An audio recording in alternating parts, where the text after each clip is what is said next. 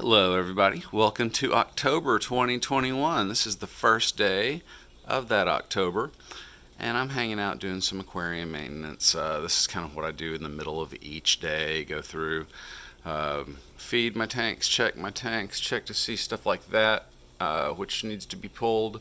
I just emptied a lot of the floaters and now I'm enjoying some of the color coming through. This is some of my modified red guppies and a colony that I put together several weeks ago, maybe a month ago. But these guys were all,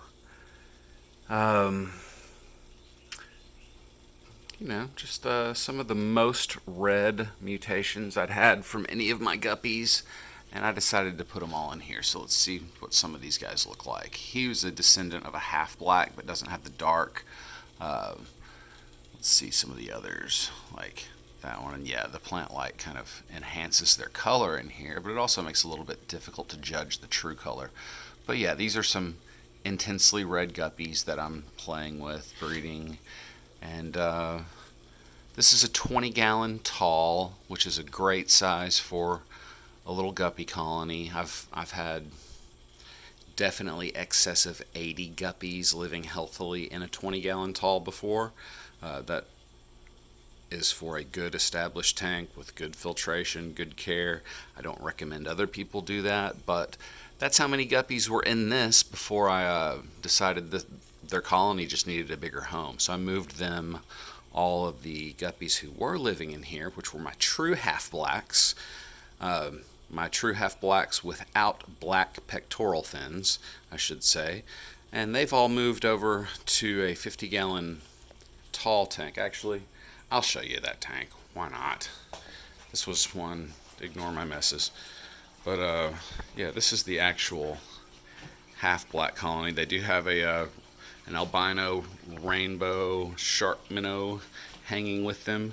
He seems to be doing well, but, yeah, if you go through and actually count all these guys, there are a whole lot of them. And yes, I count fry. They're alive, they exist. But there's something like 15 adult males, 15 adult females, and a whole lot of fry. I think my last note over here said 35 to 40, and I probably wrote that 2 weeks ago, so it's been a while since I've gone through and counted.